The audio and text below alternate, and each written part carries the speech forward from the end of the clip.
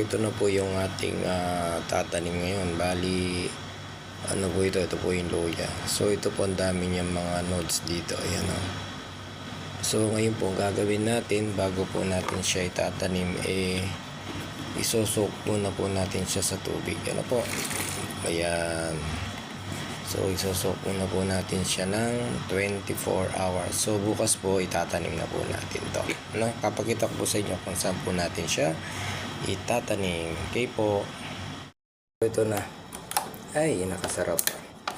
Ayan, sinok natin siya ng 1 day, 24 hours. Ayan. So, makikita nyo may mga tumubo na siya. So, ngayon ipapakita ko naman siya kung paano tayo, saan natin siya itatanim. Ano?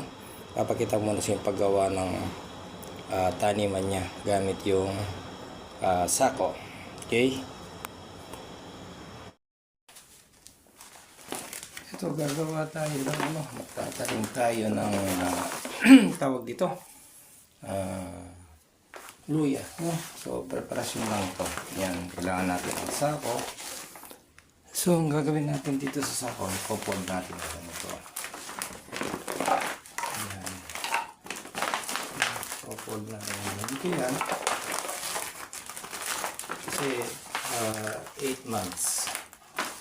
7 to 8 months tayo tatanim na baka tayo makahanin ng tapos ang gagawin natin dito, ayan, kuha kayo ng maliit na tali, tapos ibubuo nyo dito yan, siyan dito sa ilalim, ayan, para mapagtaniman natin ng luya. Ayan, medyo baigpit lang. Ayan, so ang gagawin ko ngayon, ibabalik ka rin natin. Ayan. Ayan. Ibabalik ka rin natin para okay. Ayan, tapos na yung ating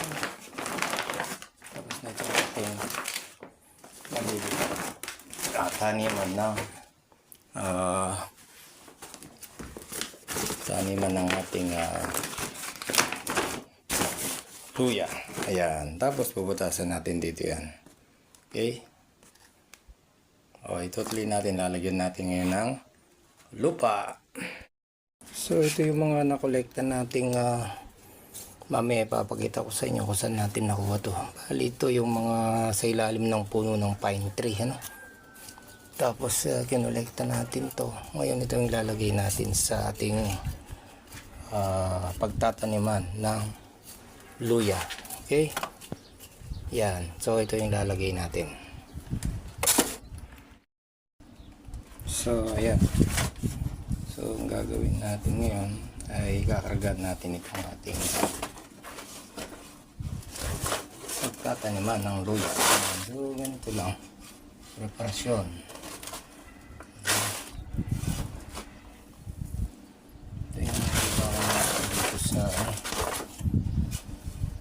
Sa lugar nito kasi walang ibang paglibangan dito, kundi ito lang, no? Ayan. Ito. Ayan. Ito mga plastic. Okay. Tuloy natin ito.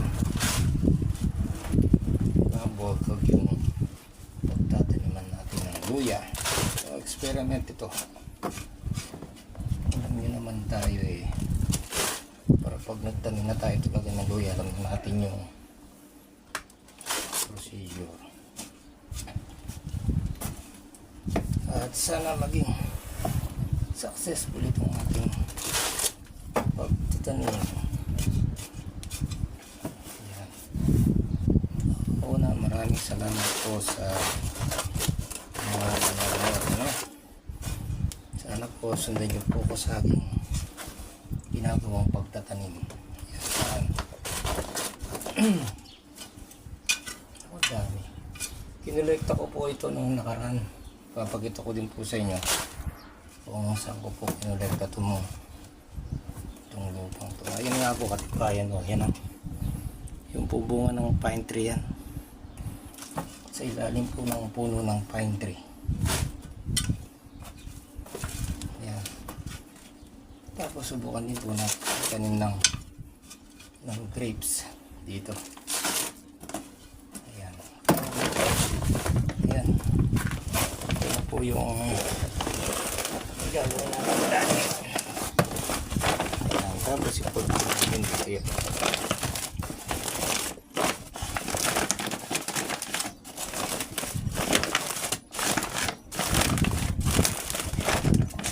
Medyo wag natin muna natin punuin kasi kapag tumutubo na po yung luya, tatambakan po ito.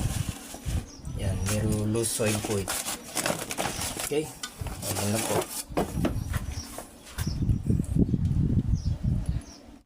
Ito na yung nagawa nating sako na pagtataniman ng ating ginger, ano? So ito more than 5 to 6 months daw eh, no? So ngayon tatanim na natin ang ating ginger. About, sabi nila ang lalim daw at least 2 inch yung lalim, no? Ayan. So ayan, pag ganyan ba, tingnan natin kasi hindi tayo testing natin. So ayan, so tama siguro. Sige, tama siguro yan. Hindi ko alam ngayon ako magtatanim ito. Sige yan, tabunan na natin. So hintayin natin hanggang 6 months. Update ko kayo kapag tumubo na yung ating ginger. Yan. Okay, so yan lang po yung pagtatanim ng ating ginger.